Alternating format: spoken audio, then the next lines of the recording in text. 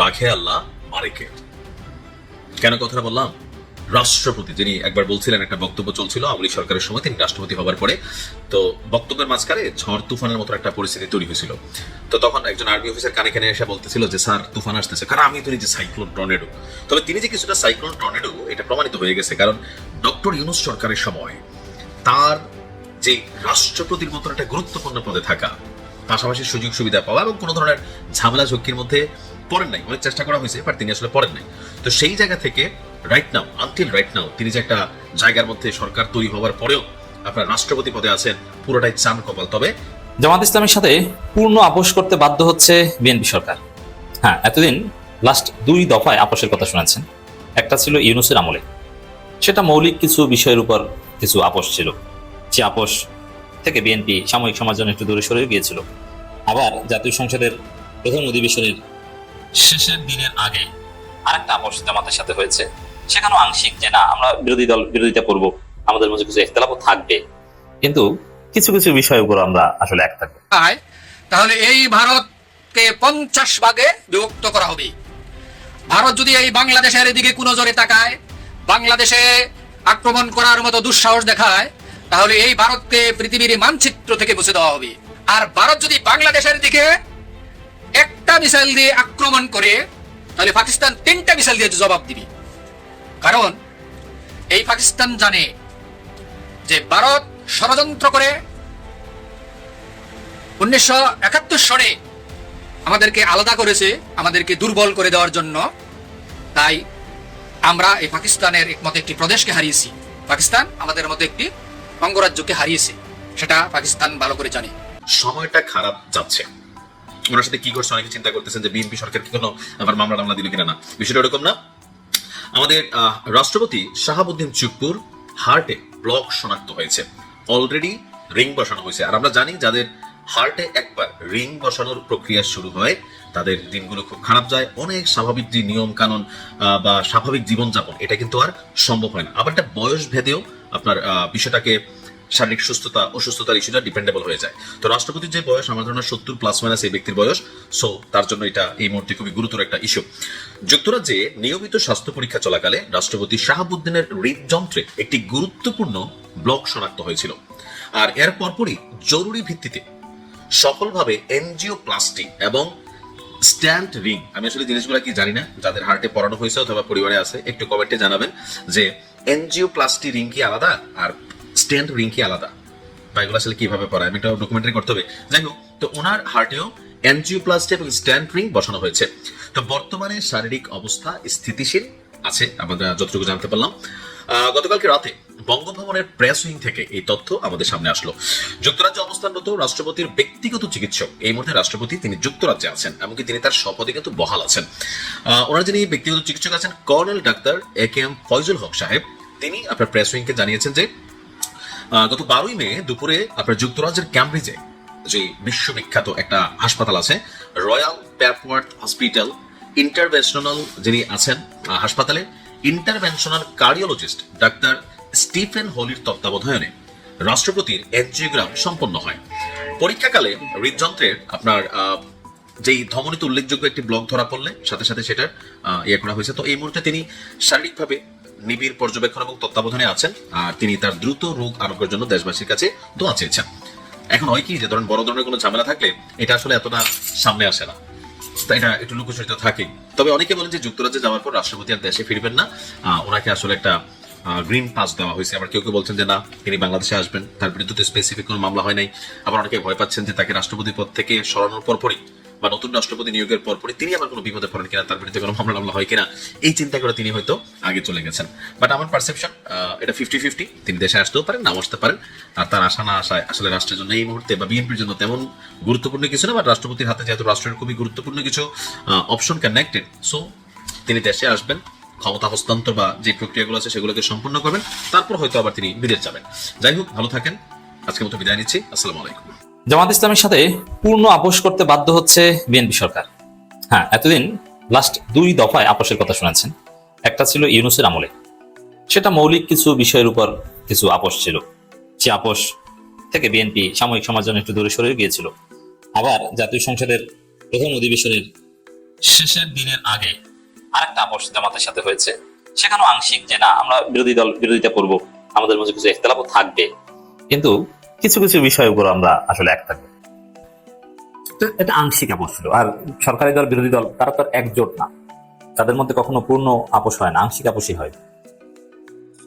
যেমন বিএনপি জামাত যখন জোট ছিল তখনকার সময় তাদের যে দৃষ্টিভঙ্গি, তাদের যে চিন্তা দর্শন, ফরেন পলিসি, ভারত বাংলাদেশ সম্পর্ক, বাংলাদেশ চীন সম্পর্ক, বাংলাদেশ যুক্তরাষ্ট্র সম্পর্ক, বাংলাদেশ পাকিস্তান সম্পর্ক, এই বিষয়ে তখনকার সময় বিএনপির এবং জামাতের যে আকীদা এক অভিন্ন ছিল।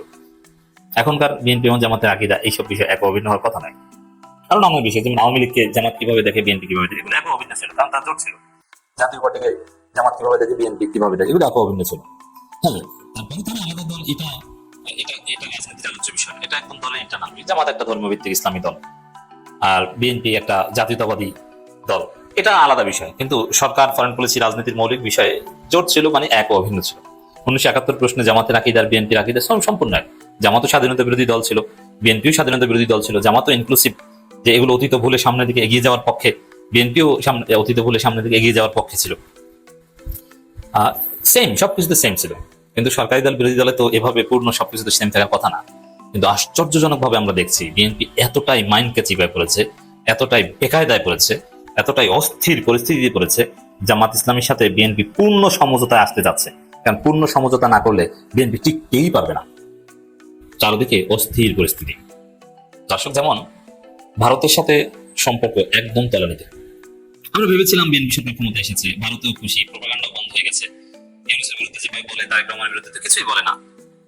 বিএনপি ক্ষমতা এসেছে, ভারত খুশি, আওয়ামী লীগ খুশি, আওয়ামী লীগ খুশিতে খুশিতে অফিস খুলতে যায়, কত সুন্দর। কিন্তু নাই, খুশি বেশিক্ষণ স্থায়ী হলো না। আওয়ামী লীগের অফিস খোলা হলো না, আর ভারতের খুশিও বেশিক্ষণ হলো না। এখন ভারত বাংলাদেশ সম্পর্কে ইউনূসের আমল চাইতে খারাপ। সেই 10 টাকা অস্ত্র মামলা, উলফাকে আশ্রয় দেওয়া, 7 সিস্টার্স নিয়ে যে বিএনপির একটু চালাকি, ওই সময় যেরকম সম্পর্ক অত্যন্ত খারাপ ছিল, এখন ওইরকম খারাপ। এমনকি ভারত বাংলাদেশে সামরিক আগ্রাসন চালানো এবং পায়ে পাড়া দিয়ে ঝামেলা বাঁধানোর ইশারা ইঙ্গিত দিচ্ছে। যেমন ভারত একটা আন্তঃমহাদেশীয় ক্ষেপণাস্ত্র পরীক্ষা করেছে, সেটা বাংলাদেশের কোল ঘেঁষে করেছে। সেখানে বাংলাদেশের ভূখণ্ডে আলোর ঝলকানি দেখা গেছে। সে আলো দেখে বাংলাদেশের মানুষ নানান রহস্য করেছে, এটা কিসের আলো, এটা কি কোনো দৈব বা প্রাকৃতিক কিছু, না আল্লাহর পক্ষ থেকে কিছু, নাকি বুঝতে পারেন। একটা পর্যায়ে জানা গেল যে ভারত ক্ষেপণাস্ত্র পরীক্ষা করেছে। এটা বাংলাদেশের ভিতরে আলোর ঝলকানি দেখানো, এটা হচ্ছে সুনির্দিষ্টভাবে, সুস্পষ্টভাবে বাংলাদেশের প্রতি এক ধরনের সামরিক বার্তা, যে আমরা তোমাদের উপর হামলা করলেও করতে পারি, এই ধরনের বার্তা দেওয়া হয়, নাম্বার 1। দ্বিতীয় হচ্ছে যুক্তরাষ্ট্রের সাথে বাণিজ্য চুক্তি নিয়ে মাইনকে চিপে পড়েছে। এটা জনগণ যেভাবে জেনে গেছে, এবং এই চুক্তি মানতেও বিএনপির কষ্ট হচ্ছে, আবার না মানার উপায় নেই, সবকিছুর গোমর ফাঁস হয়ে গেছে। তাতে বিরোধী দল যদি সামান্য বিরোধিতা করে, জামাত যদি সামান্য বিরোধিতা করে, সামান্য, ওইটা সামাল দেওয়ার মতো কোনো সক্ষমতা বিএনপি সরকারের নেই। বিএনপি সরকার এখন একদম অসহায়, নিরুপায় হয়ে গেছে। যেমন জামাত যদি একটু বিএনপির হাত ছেড়ে দেয়, তাহলে বিএনপি শেষ।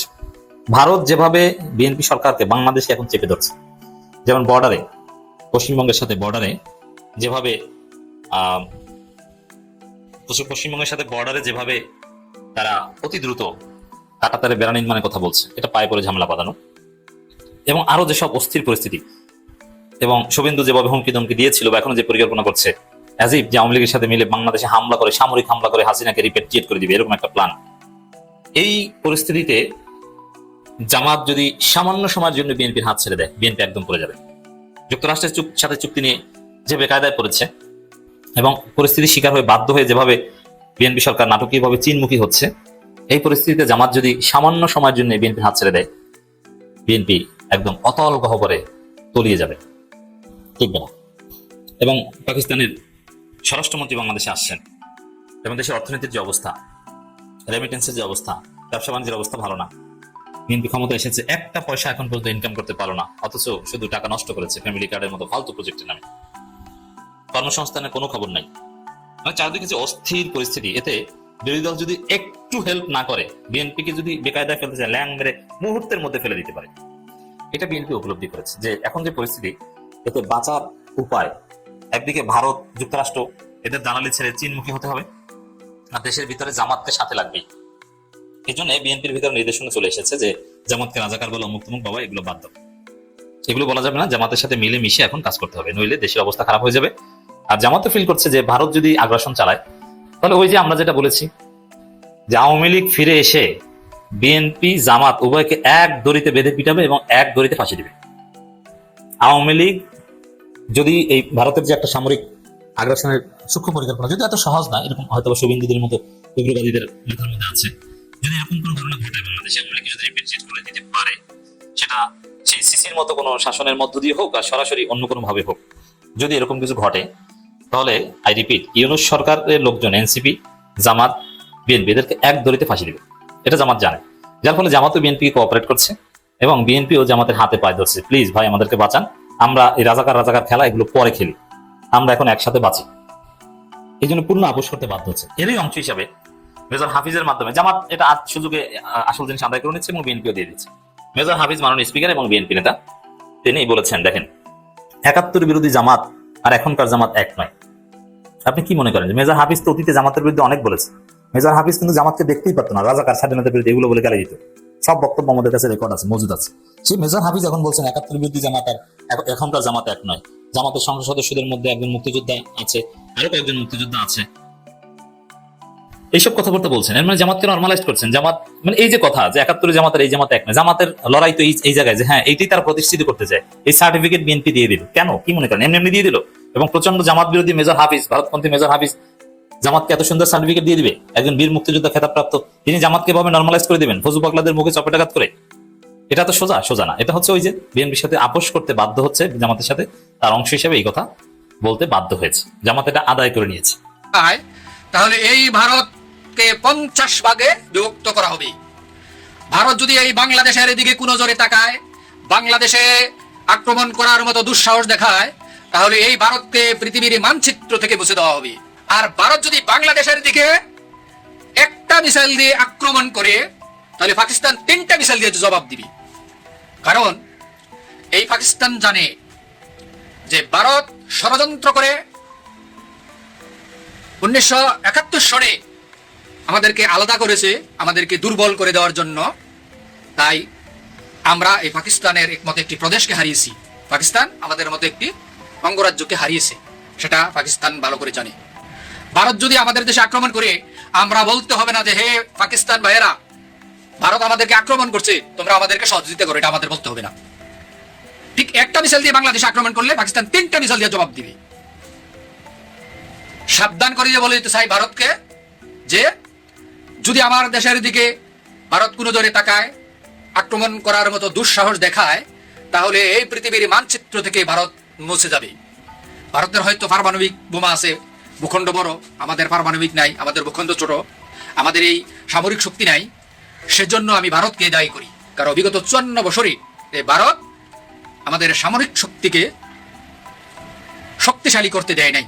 আমাদেরকে অর্থনৈতিকভাবে, সামরিকভাবে, বিভিন্নভাবে বাংলাদেশকে যেভাবে ছোট করে রাখা যায়, ঠিক সেটাই ভারত করেছে। তাই ভারত আমাদের কখনো বন্ধু রাষ্ট্র হতে পারে না, ভারত আমাদের চিরশত্রু। এটাই যে জানতে পারবে সেই হচ্ছে দেশপ্রেমিক, সে বুঝতে হবে। আল্লামা দেলোয়ার হোসেন সাইদি বলে গিয়েছিলেন না, হে আল্লাহ, ভারত যে মুসলমানদের, বাংলাদেশের মুসলমানদের চরম শত্রু, সেটা তুমি বাংলাদেশের মুসলমানদেরকে বুঝার তৌফিক দাও। আমরা বুঝে গেছি ভারত কি চায়। তাই বিগত দিনগুলিতে যে মমতা দিদি পশ্চিমবঙ্গে রাষ্ট্র ক্ষমতায় ছিল, তাই আমরা কোনো ঝুঁকিপূর্ণ মনে করি নাই।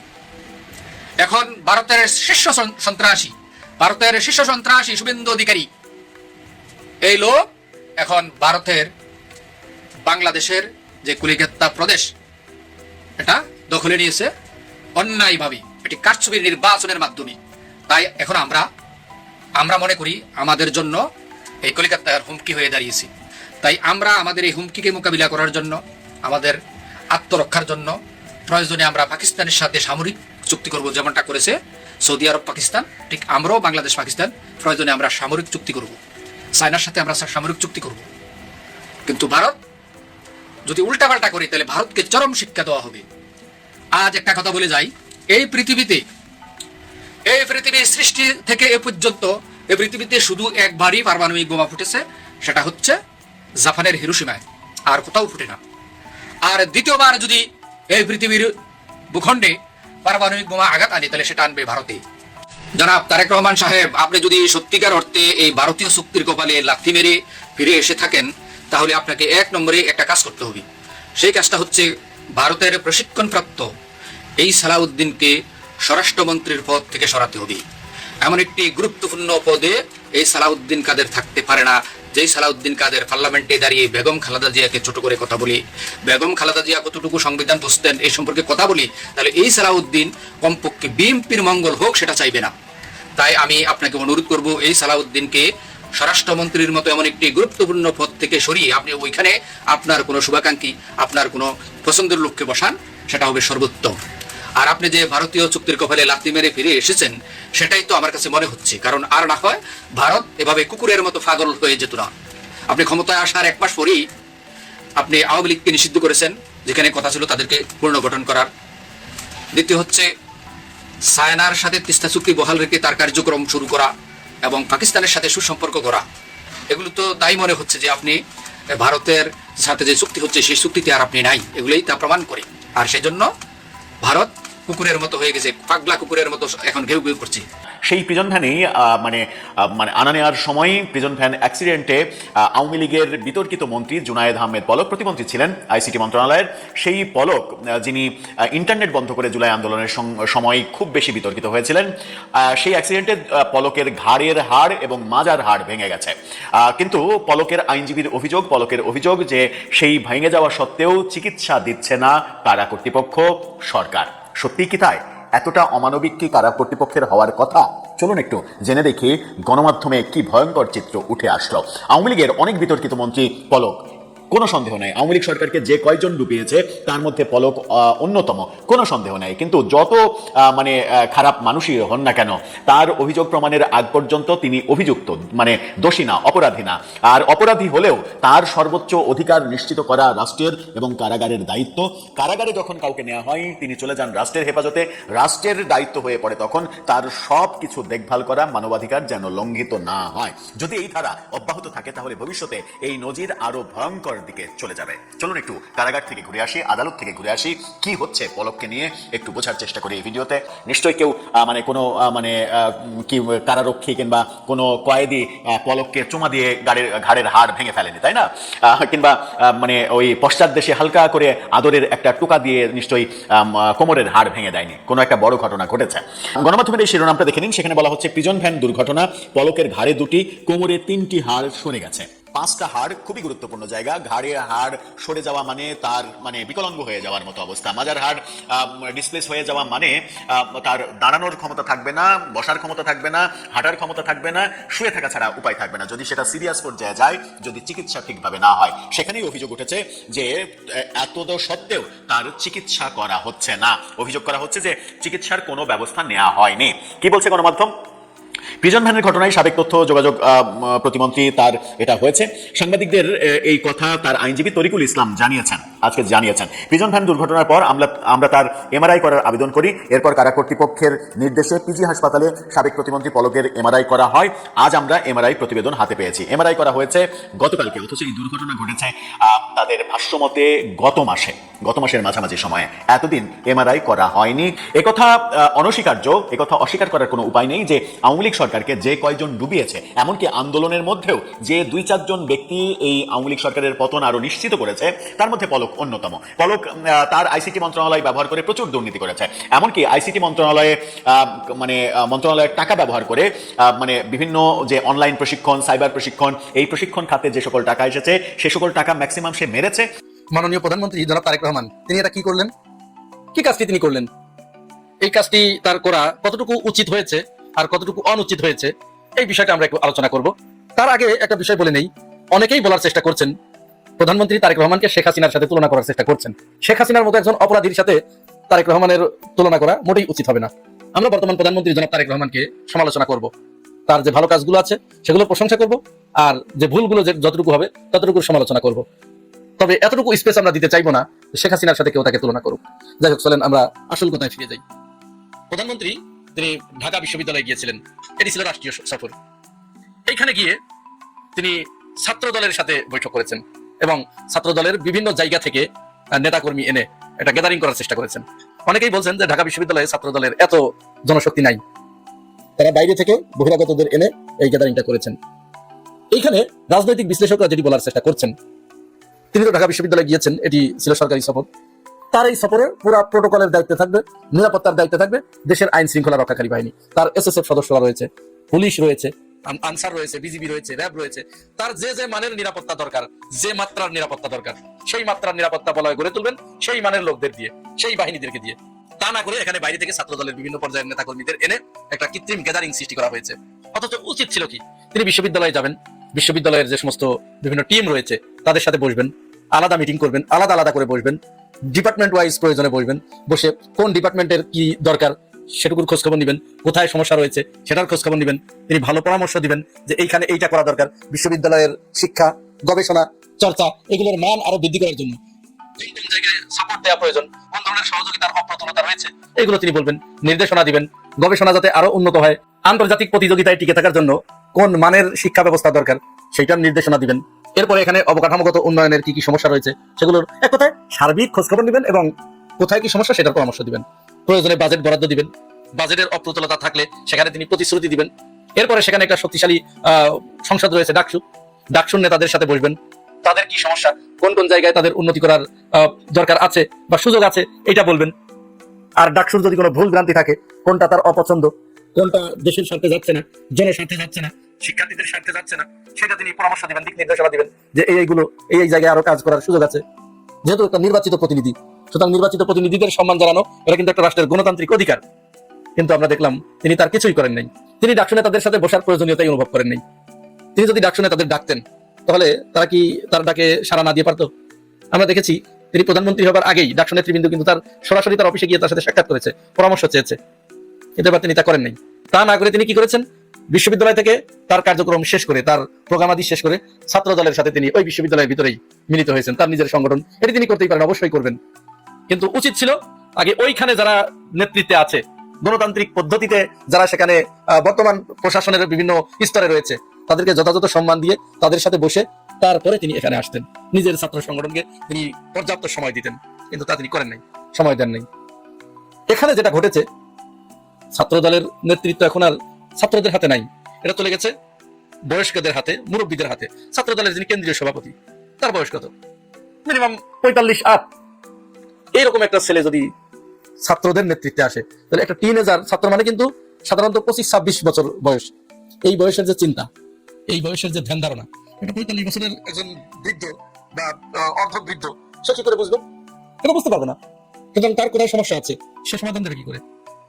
যার কারণে ছাত্র দলের সভাপতি তিনি বক্তব্য দিতে গিয়ে বললেন যে তারেক রহমান, প্রধানমন্ত্রী তারেক রহমান এই বিশ্ববিদ্যালয়ের ছাত্র। দেখুন তার বক্তব্যটা শুনুন। মাননীয় প্রধানমন্ত্রী, যিনি ঢাকা বিশ্ববিদ্যালয়ের সাবেক শিক্ষার্থী ছিলেন, তিনি তার শিক্ষা প্রতিষ্ঠানে আজ প্রধানমন্ত্রী হওয়ার পর প্রথম আসছেন। স্বাভাবিকভাবেই সবার মাঝে উৎফুল্লতা বিরাজ করছে, সেজন্য সবাই আসছে তাকে শুভেচ্ছা জানানোর জন্য। আসলে কি তাই? প্রধানমন্ত্রী তারেক রহমান ওই বিশ্ববিদ্যালয়ে ঢাকা বিশ্ববিদ্যালয়ের ছাত্র? কিছু খোঁজ এখন চলে আসছে যে তিনি ঢাকা বিশ্ববিদ্যালয়ে ভর্তি হয়েছিলেন। এ ব্যাপারে বিভিন্ন তথ্য কালেক্ট করার চেষ্টা করতে গিয়ে সেখানে পাওয়া যায় নাই, অর্থাৎ তিনি ছাত্র জীবন শেষ করতে পারেন নাই। তো গ্রাজুয়েশন শেষ না করতে পারলে তিনি তো এলামনাইয়ের ভিতরে পড়েন না। এলামনাই আছে না, এই এলামনাইয়ের ভিতরে পড়েন না। এলামনাই হতে হলে তাকে অবশ্যই গ্রাজুয়েশন, পোস্ট গ্রাজুয়েশন কমপ্লিট করতে হয় ওইখান থেকে। তাহলে তিনি সেটা করেন নাই। উপরন্তু আমরা যেটা শুনে আসছি তার বিপরীত একটা কথা ছাত্র দলের সভাপতি বললেন, মেনে নিলাম আমরা ঢাকা বিশ্ববিদ্যালয়ে তিনি ভর্তি হয়েছিলেন, ভর্তি হয়তো তিনি কন্টিনিউ করতে পারেন নাই। কন্টিনিউ যদি করতে না পারেন, সেখানে তারা স্লোগান দিয়েছে যে বিশ্ববিদ্যালয়ের বড় ভাই, বিভিন্ন ধরনের স্লোগান দিয়েছে। রাজনৈতিক বিশ্লেষকরা মনে করছে এটি প্রধানমন্ত্রীর জন্য একটু বিব্রতকর অবস্থা তৈরি করেছে ছাত্র দলের সভাপতির এই বক্তব্য। এরপরে যথারীতি আমরা দেখলাম ঢাকা বিশ্ববিদ্যালয়ে যিনি ভিপি ক্যান্ডিডেট ছিলেন ছাত্র দলের, আবিদুল ইসলাম খান, সেই ছেলে, এর আগে আমরা ছাত্র দলের সভাপতিকে দেখেছি প্রধানমন্ত্রীর গাড়ির পিছনে পিছনে দৌড়াতে, আজ এই ছেলে দৌড়ালেন।